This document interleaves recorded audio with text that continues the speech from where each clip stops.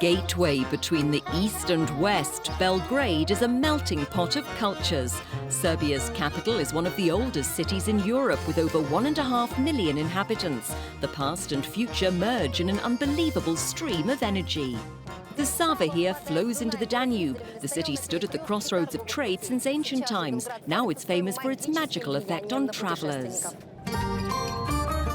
Visitors can plunge deep into the past while visiting the Belgrade Fortress in Kalmagdan Park. The first fortified walls were erected at the confluence of the Sava and Danube by Celts in the 3rd century BC. Later it was conquered by the Romans. In total, the city fortress was completely destroyed 44 times. Kalmagdan is the heart of the city, and you can really travel through history. Here you have the Roman part of the wall, you have the medieval Serbian part of the wall, and right now we're walking at the Austro-Hungarian wall. 122 wars have been fought over Belgrade and its fortress through history. The military stronghold was used in both world wars to defend the city.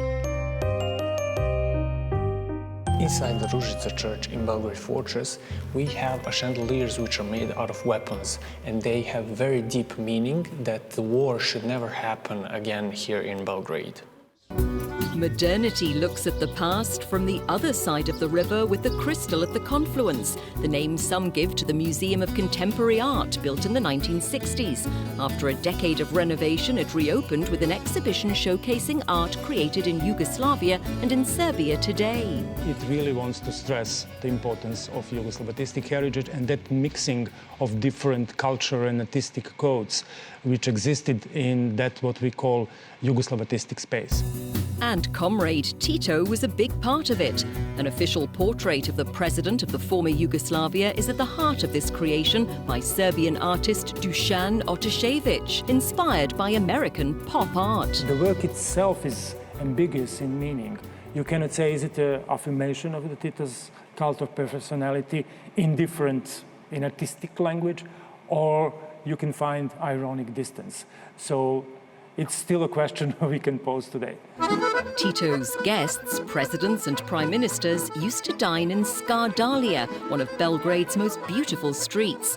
400 meters long, it's famous for old restaurants, tireless musicians and a bohemian past. Famous Serbian writer Goran Gosic told us Scara Dalia's story. This used to be a gypsy quarter in the early 19th century, and then little by little it became bohemian quarter for Belgrade artists, like this guy, that's Đure Jakšić. It's famous Serbian painter and writer who actually lived in this street, in this house. The Three Hats restaurant opened in 1864, and Đure Jakšić used to spend evenings here with other famous writers, musicians and actors from the nearby National Theatre. Scara Dalia became the symbol of the soul of Belgrade, a city with a phenomenal power to inspire people. Belgrade is the city full of differences, some of which are very madly incompatible with each other, but yet they coexist. Because of lots of differences that make the city alive, there's this kind of magic that makes everybody that comes to Belgrade feel like they're at home. A source of inspiration to many architects, Belgrade's Cooperative was built at the start of the 20th century. It was one of the first palaces in the city and remains one of its highlights. 100 years ago, there was a bank, offices and luxury shops here. It was a major task for architects to design, on a highly irregular foundation, a building meant to show the great power and security of the Belgrade Cooperative as an institution and the money invested in its bank. The Cooperative Building is where the future of Belgrade is being showcased. The Belgrade waterfront is one of the biggest real estate projects in Europe. It will have the largest shopping mall in the region, luxury hotels, offices and a world-class residential offering, bringing 14,000 new inhabitants to live next to the Sava River.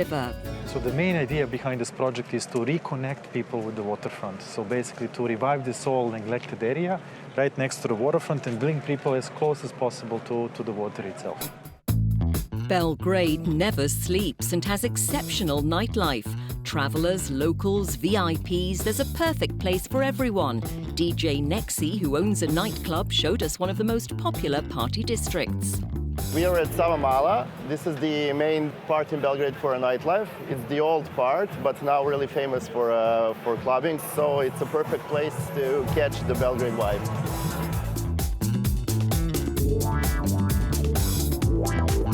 Belgrade nightlife is so special because of the people in Belgrade and the Serbians, because we live for the party and the party never ends.